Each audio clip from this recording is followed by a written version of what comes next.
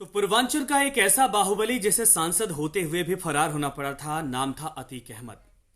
कई माफियाओं की तरह ही अतीक अहमद ने भी जुर्म की दुनिया से सियासत की दुनिया में कदम रखा था। पूर्वांचल और इलाहाबाद में सरकारी ठेकेदारी, खनन और उगाही के कई मामलों में उसका नाम दर्ज था। फिलहाल इस वक्त अतीक अहमद जेल में है। यूपी की सियासत में कई ऐसे नेता हैं जिन्होंने जुर्म की दुनिया से निकलकर राजनीति के गलियारों में कदम रखा, मगर कई ऐसे नेता राजनीति में आकर भी अपनी माफिया वाली छवि से बाहर नहीं निकल पाए थे। उनके कारनामों ने हमेशा उन लोगों को सुर्खियों में बनाए रखा। यूपी की सियासत में ऐसा ही एक नाम था और अभी भी मौजूद है, पूर्वांचल का माफिया डॉन अतीक अहमद का। कौन है अतीक अहमद, कैसे राजनीति में एंट्री हुई और कैसे माफिया डॉन का सफर तय किया था, यह समझते हैं। दरअसल अतीक अहमद का जन्म 10 अगस्त 1962 को हुआ था। मूलतः यूपी के श्रावस्ती जनपद के रहने वाले हैं। पढ़ाई लिखाई में उनकी कोई खास रुचि नहीं थी, इसीलिए उन्होंने हाई स्कूल में फेल हो जाने के बाद पढ़ाई छोड़ दी। कई माफियाओं की तरह ही अतीक अहमद ने भी जुर्म की दुनिया से सियासत की दुनिया का रुख किया था। पूर्वांचल और इलाहाबाद में सरकारी ठेकेदारी हो, खनन और उगाही के मामले हों, कई ऐसे मामले थे, हत्या समेत कई ऐसे मामले थे जिसमें अतीक अहमद का नाम जुड़ा हुआ है। 17 साल की उम्र में पहला मुकदमा दर्ज हुआ था अतीक अहमद के ऊपर। दरअसल जवानी की दहलीज पर कदम रखते ही अतीक अहमद के खिलाफ पहला मामला दर्ज हुआ था और वो मुकदमा था हत्या का। बात 1969 की है, जब 17 साल की उम्र में अतीक अहमद पर कत्ल का इल्जाम लगा था, कत्ल का आरोप लगा था। और उसके बाद अतीक अहमद ने अपने जीवन में क्राइम की दुनिया में कभी पीछे मुड़कर नहीं देखा। साल दर साल अतीक अहमद के जुर्म की किताब मोटी होती चली गई और फिलहाल इस वक्त जेल में है। इस वक्त अतीक अहमद के ऊपर कुल 44 मुकदमे दर्ज हैं। साल 1992 में इलाहाबाद पुलिस ने अतीक अहमद का कच्चा चिट्ठा जारी किया था, जिसमें बताया गया कि अतीक अहमद के खिलाफ यूपी के लखनऊ, कौशाम्बी, चित्रकूट, इलाहाबाद ही नहीं बल्कि बिहार राज्य में भी हत्या, अपहरण, जबरन वसूली ऐसे कई मामले दर्ज हैं। अतीक के खिलाफ सबसे ज्यादा मामले इलाहाबाद में ही दर्ज हैं, क्योंकि यहीं से अतीक अहमद चुनाव भी लड़े। जो आंकड़े हैं उसके अनुसार 1986 से 2007 तक उसके खिलाफ 1 दर्जन से ज्यादा मामले गैंगस्टर एक्ट में दर्ज हुए थे।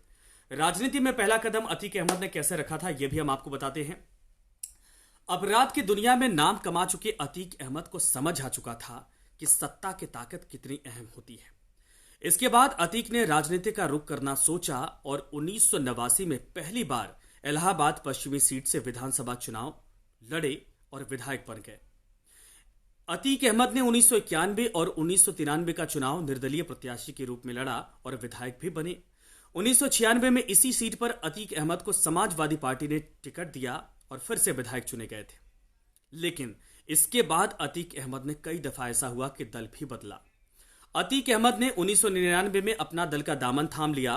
प्रतापगढ़ से चुनाव लड़े लेकिन चुनाव हार गए। साल 2002 में इसी पार्टी से वो फिर से विधायक बन गए। 2003 में जब यूपी में सपा सरकार बनी तो अतीक अहमद ने फिर से मुलायम सिंह यादव का दामन थाम लिया, यानी सपा की साइकिल पर सवार हो गए। 2004 के लोकसभा चुनाव में समाजवादी पार्टी ने अतीक को फूलपुर संसदीय क्षेत्र से चुनाव लड़वाया, टिकट दिया और सांसद बन गए। यूपी सरकार की सत्ता बदली। 2007 में मायावती सत्ता में आ गई और अतीक अहमद ने इस दौरान अंडरग्राउंड होना सही समझा। उनके खिलाफ एक के बाद एक कई मुकदमे दर्ज हो रहे थे। इसी दौरान अतीक अहमद के खिलाफ मायावती सरकार में कई मामले दर्ज हुए और अतीक अहमद अंडरग्राउंड हो गए। इधर एमएलए राजू पाल की हत्या का भी आरोप लगा। 2004 के आम चुनाव में फूलपुर से सपा के टिकट पर अतीक अहमद सांसद चुने गए थे। इसके बाद इलाहाबाद पश्चिमी विधानसभा सीट खाली हो गई थी। इसी सीट पर उपचुनाव करवाया गया। समाजवादी पार्टी ने अतीक अहमद के छोटे भाई अशरफ को टिकट दिया था, लेकिन बसपा ने उसके सामने राजू पाल को खड़ा किया। राजू ने अशरफ को हरा दिया और उपचुनाव में जीत दर्ज करके पहली बार विधायक भी चुन लिए गए। राजूपाल की कुछ महीने बाद यानी 25 जनवरी 2005 को दिन दहाड़े गोली मारकर हत्या कर दी गई। इस हत्याकांड में सीधे तौर पर सांसद अतीक अहमद और उसके भाई अशरफ को आरोपी बनाया गया था। इसके बाद कैसे अतीक अहमद जेल की सलाखों के पीछे पहुंचा, कैसे पार्टी का दामन छोड़कर दूसरे पार्टियों का रुख करता रहा और कैसे अतीक अहमद पूर्वांचल का इतना बड़ा माफिया बन गया, ये पूरी कहानी आगे आपको बताएंगे।